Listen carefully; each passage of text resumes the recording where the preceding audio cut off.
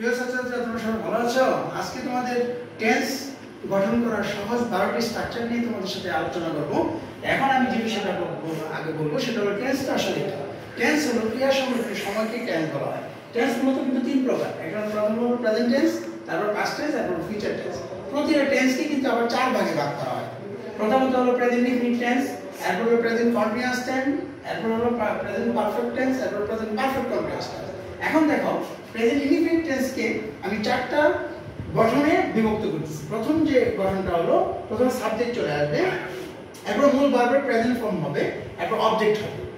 এরপর present continuous tense, যেটা প্রথমে সাবজেক্ট আসবে, এরপর ওই সাবজেক্ট অনুযায়ী এম, ইজ অথবা আর আসবে, এরপর মূল ভার্বের সাথে আইএনজি আসবে, এরপর অবজেক্ট আসবে। তারপর দেখো, প্রেজেন্ট পারফেক্ট টেন্সের গঠনটা হলো, প্রথমে সাবজেক্ট আসবে, তারপরে হ্যাভ অথবা হ্যাজ আসবে, এটাও কিন্তু সাবজেক্ট অনুযায়ী আসবে, তারপর মূল ভার্বের পাস্ট পার্টিসিপল হবে, এরপর অবজেক্ট হবে। এই হলো তোমার তিনটা। চতুর্থ যেটা হলো সেটা হলো তোমার প্রেজেন্ট পারফেক্ট কন্টিনিউয়াস টেন্স। এটা গঠনটা হলো, তোমার প্রথমে সাবজেক্ট আসবে, এরপরে হ্যাভ অথবা হ্যাজ বিন, হ্যাভ বিন অথবা হ্যাজ বিন আসবে, তারপর মূল ভার্বের সাথে আইএনজি আসবে, দ্যাট মিন্স বি যোগ আইএনজি, এরপর আসবে তোমার অবজেক্ট। বুঝতে পেরেছো সবাই? এই হলো প্রেজেন্টের চারটা গঠন।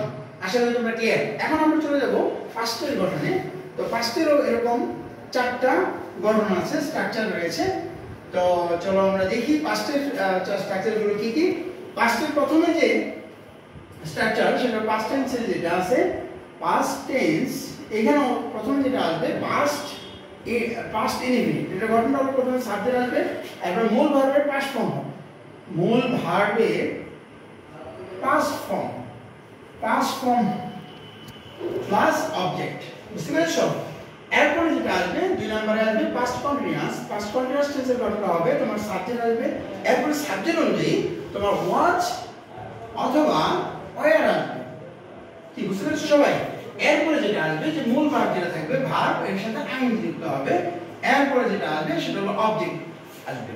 এখন চলে আসি past perfect tense. Past perfect টেন্সের গঠনটা হলো, প্রথমে সাবজেক্ট আসবে, এরপরে আসবে তোমার হ্যাড, এরপর তোমাদের আসবে হ্যাড, এরপরে আসবে মূল ভার্বের পিপি ফর্ম, মূল ভার্বে PP form, that means past participle form. আর পাস্ট পার্টিসিপল ফর্ম বলতে আমরা বিথি বোঝাই, এরপর অবজেক্ট চলে আসবে। বুঝতে পেরেছো ছাত্রছাত্রীরা? এখন 4 নম্বর যেটা আসবে সেটা হলো পাস্ট পারফেক্ট কন্টিনিউয়াস টেন্স। তো পাস্ট পারফেক্ট কন্টিনিউয়াস টেন্সের গঠন হলো, প্রথমে সাবজেক্ট আসবে, এরপরে হেডের সাথে কি চলে আসবে, বিং, এরপরে মূল ভার্বের সাথে আইএনজি যুক্ত হবে, দ্যাট মিন্স মূল ভার্ব প্লাস আইএনজি। বুঝতে পেরেছো সবাই? এরপর যেটা আসবে সেটা হলো অবজেক্ট হবে। আশা করি তোমরা সবাই বুঝতে পেরেছো। এই হলো পাস্ট টেন্সের আরো 4টা গঠন। টোটাল প্রেজেন্টের 4টা পেলাম, পাস্টের কিন্তু 4টা পেলাম। এখন আমরা চলে যাব ফিউচার ফর্মে। ফিউচার টেন্স যেটা, সেম ফিউচার টেন্সেও কিন্তু 4টা গঠন রয়েছে। ফিউচার টেন্সটা দেখো, ফিউচার টেন্স।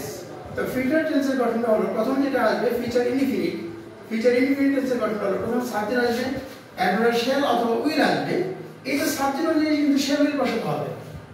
এরপরে যেটা করতে হবে, মূল ভার্ব যেটা থাকবে, মূল ভার্বের প্রেজেন্ট ফর্ম লিখতে হবে, প্রেজেন্ট ফর্ম। এরপরে আসবে তোমার অবজেক্ট। ক্লিয়ার? এখন চলে আসি 2 নম্বরে, সেটা হলো ফিউচার কন্টিনিউয়াস টেন্সের গঠনটা হলো, প্রথমে সাবজেক্ট আসবে, এরপরে কি আসবে, শেল বি অথবা উইল বি, এরপরে আসবে মূল ভার্বের সাথে আইএনজি, ভার্বের সাথে আইএনজি থাকবে, এরপর যেটা আসবে সেটা হলো অবজেক্ট হবে। আশা করি তোমরা বুঝে গেছো। এরপর লাস্ট 3 নাম্বার যেটা আসবে সেটা হলো ফিউচার পারফেক্ট টেন্সের গঠনটা হলো, প্রথমে সাবজেক্ট আসবে, এরপর শেল হ্যাভ অথবা উইল হ্যাভ আসবে, এরপর যেটা আসবে সেটা হলো মূল ভার্বের পিপি ফর্ম, মানে বি3 প্লাস অবজেক্ট। আশা করি বুঝে গেছো। এরপর লাস্ট যেটা future perfect continuous, FUP, future perfect continuous, সেটা হবে subject plus shall have been, অর্থাৎ শেল হ্যাভ এর সাথে বিন চলে আসবে, অথবা উইল হ্যাভ বিন, তারপরে মূল ভার্বের সাথে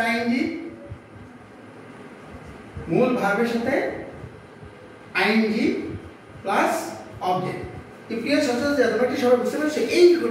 এই যে 12টা টেন্সের মোট টোটাল 12টা টেন্সের মূল মূল 12টা টেন্সের মূল গঠন। এখন ওকে, তোমাদের সবাইকে ধন্যবাদ।